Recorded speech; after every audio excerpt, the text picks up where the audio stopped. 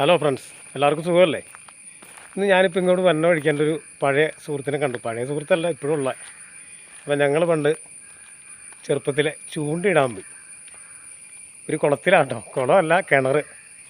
അതൊരു വ്യക്തിയായിരുന്നു. പക്ഷേ പുള്ളി അവൻ എന്നോട് പറഞ്ഞത് ഇത് പഞ്ചായത്ത് കുളമാണ്, നമുക്ക് മീൻ പിടിക്കാം എന്നും പറഞ്ഞ് 2 ചൂണ്ടയൊക്കെ ആയിട്ട് ഞങ്ങൾ പോയി. അപ്പോൾ ഞാനിവിടെ വലിയ എക്സ്പെർട്ടൊന്നുമല്ല മീൻ പിടിക്കാൻ, ചൂണ്ടയിടാനൊന്നും. കാരണം ഒരാളൊരു 10 മീനെ പിടിക്കുമ്പം എനിക്ക് ചിലപ്പോൾ ഒരു മീനൊക്കെ കിട്ടുകയുള്ളൂ.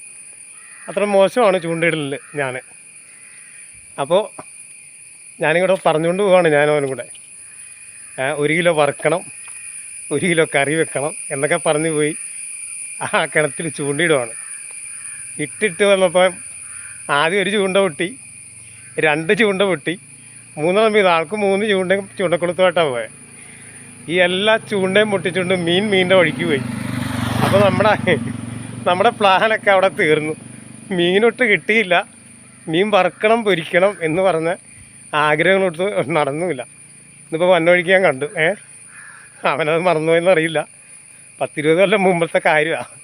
ഞാനിന്ന് അവനെ കണ്ടപ്പോൾ ഒന്ന് ഓർത്തു, അത് നിങ്ങളുമായിട്ടൊന്ന് പങ്കുവെച്ചു. ഓക്കെ, ചൂണ്ടയിടേണ്ട കഥ പഴയത്. ഓക്കെ, ഒരു വ്യക്തിയുടെ കുളമാട്ടോ, അലക്കിണർ പ്രൈവറ്റാണേ, പഞ്ചായത്ത് കുളമാണെന്നും പറഞ്ഞ് എന്നെ കൊണ്ടുപോയി ഇടിപ്പിച്ചത് ചൂണ്ട.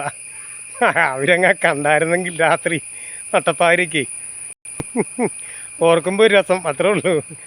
Okay, by.